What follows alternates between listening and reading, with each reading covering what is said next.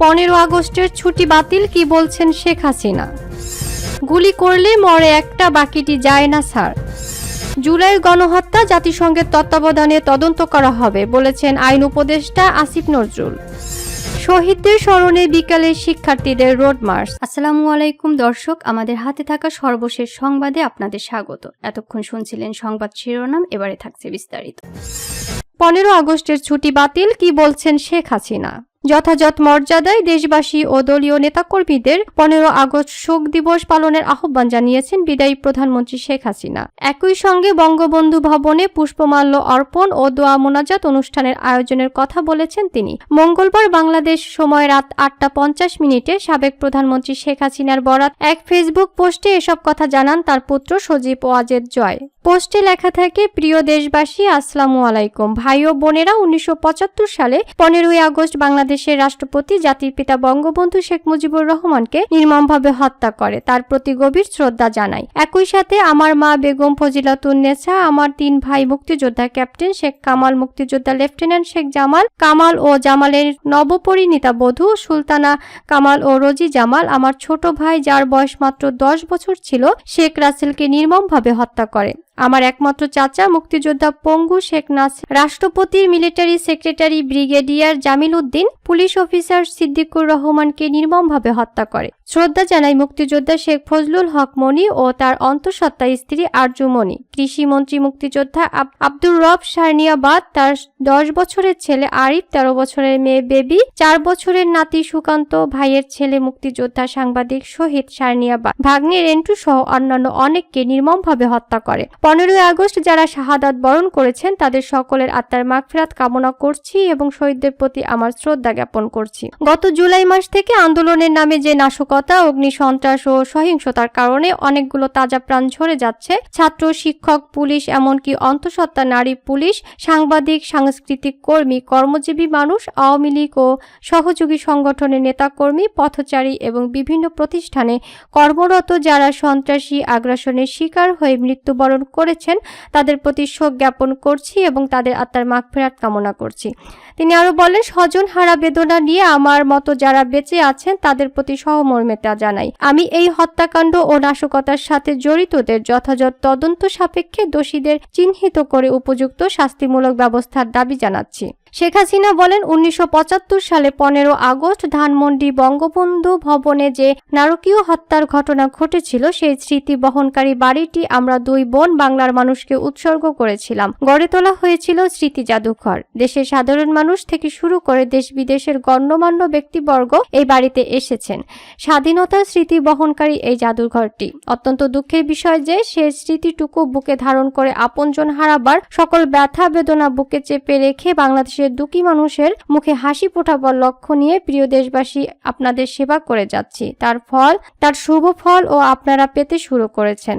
বাংলাদেশ বিশ্বে উন্নয়নশীল দেশের মর্যাদার আসনে অধিষ্ঠিত হয়েছে। আজ তা ধূলিসাৎ হয়ে গেছে। আর যেটুকু স্মৃতি আমাদের বেঁচে থাকার অবলম্বন ছিল তা পুড়িয়ে ছাই করে দেওয়া হয়েছে। চরম অবমাননা করা হয়েছে জাতির পিতা বঙ্গবন্ধু শেখ মুজিবুরের প্রতি, যার নেতৃত্বে আমরা স্বাধীন জাতি হিসেবে আত্মমর্যাদা পেয়েছি, আত্মপরিচয় পেয়েছি, স্বাধীন দেশ পেয়েছি। লাখো শহীদদের রক্তের প্রতি অবমাননা করেছে। আমি দেশবাসীর কাছে এর বিচার চাই। তিনি বলেন, প্রিয় দেশবাসী, আপনাদের কাছে আবেদন জানাই যথাযথ মর্যাদার সাথে ভাবগম্ভীর্য পরিবেশে জাতীয় শোক দিবস 15 আগস্ট পালন করুন। বঙ্গবন্ধু ভবনে পুষ্পমাল্য অর্পণ ও দোয়া মোনাজাত করে সকলের আত্মার মাগফিরাত কামনা করুন। গুলি করলে মরে একটা, বাকিটি যায় না স্যার। বৈষম্য বিরোধী ছাত্র আন্দোলনে বিক্ষোভকারীদের গুলি করে হত্যা করা সম্পর্কে সাবেক স্বরাষ্ট্রমন্ত্রী মোহাম্মদ আসাদুজ্জামান খান কামালকে জানাচ্ছিলেন ঢাকা মেট্রোপলিটন পুলিশের সদস্য ইকবাল। সাবেক স্বরাষ্ট্রমন্ত্রীকে একটি ভিডিও দেখিয়ে ইকবাল নামের এক পুলিশ কর্মকর্তা বলছিলেন, গুলি করে করে লাশ নামানো লাগছে স্যার। গুলি করলে মরে একটা কিংবা আহত হয় একটা, একটাই যায় স্যার, বাকিটি যায় না। এটা হলো স্যার সবচেয়ে বড় আতঙ্কের এবং দুশ্চিন্তার বিষয়। এই কথার মাধ্যমে তিনি বোঝানোর চেষ্টা করছিলেন যে বিক্ষোভকারীদের গুলি করেও রাজপথ থেকে বিতাড়িত করা যাচ্ছে না।